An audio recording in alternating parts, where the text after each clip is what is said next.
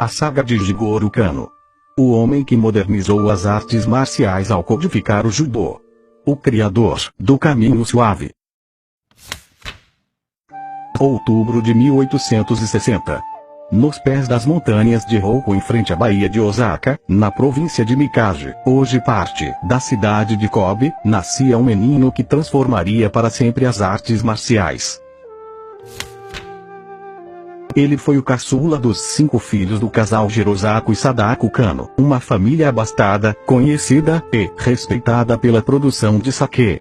Embora tivesse nascido em uma família tradicional, Jigoro foi diretamente influenciado pelo início da era Meiji, que tirou o Japão do isolamento feudal.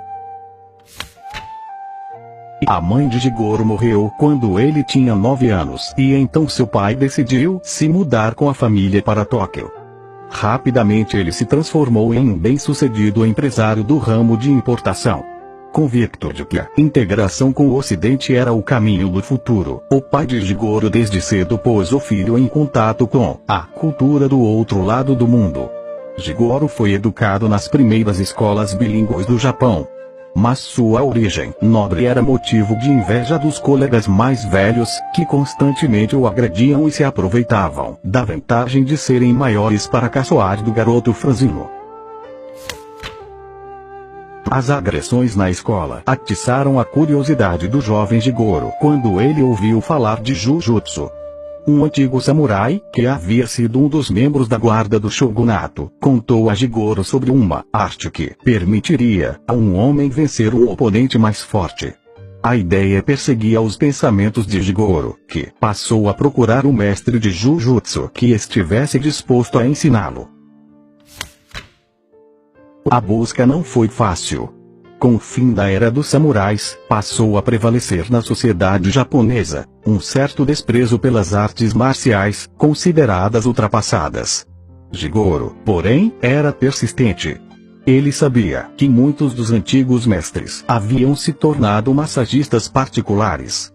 Em uma clínica de massagem, o sonhador encontrou seu primeiro mestre Ashinosuke Fukuda. O treinamento era pesado, mas o jovem estava disposto a aprender.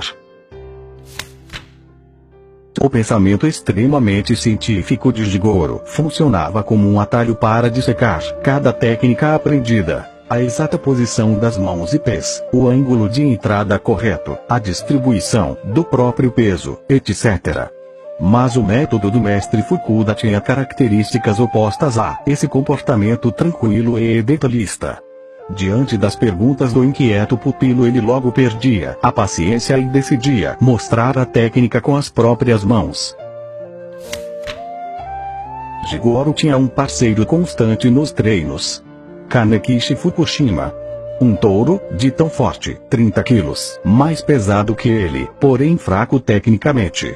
Embora tenha ficado mais forte com o treinamento, Kano não conseguiu eliminar outro fator: a baixa estatura.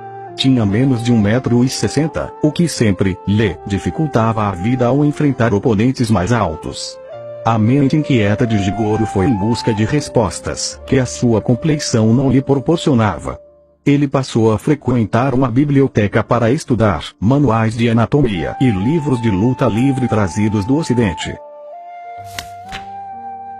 Foi por meio dos livros e de sua mente criativa que Jigoro inventou um dos primeiros movimentos do judô, o kata aguruma.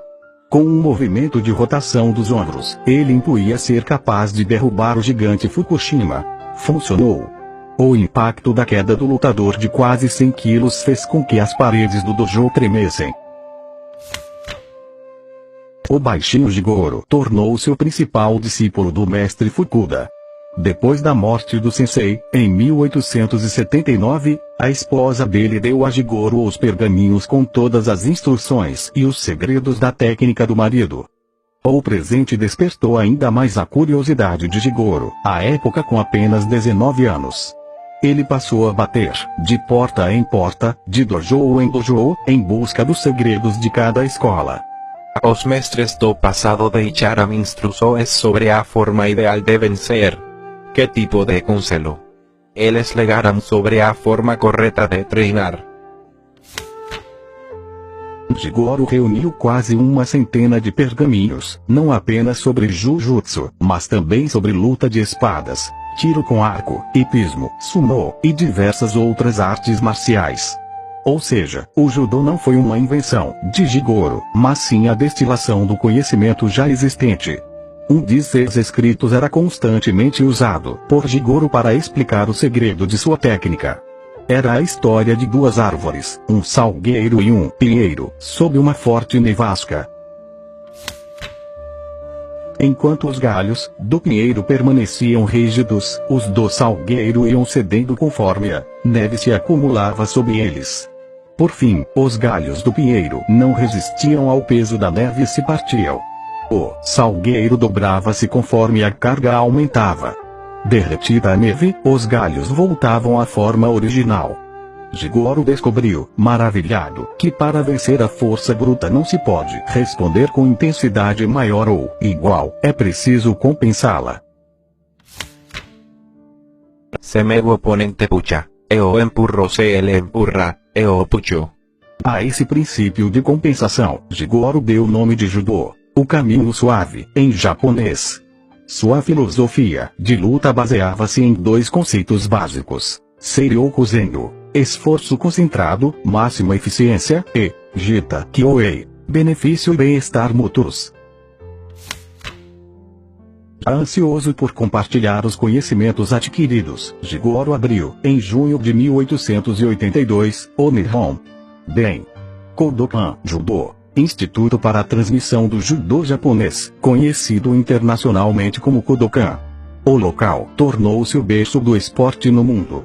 Jigoro Kano trouxe às artes marciais a mesma sofisticação que o Marquês de Queensberry havia dado ao boxe em 1867. Ambos tornaram suas modalidades mais limpas, seguras e, acima de tudo, eficazes.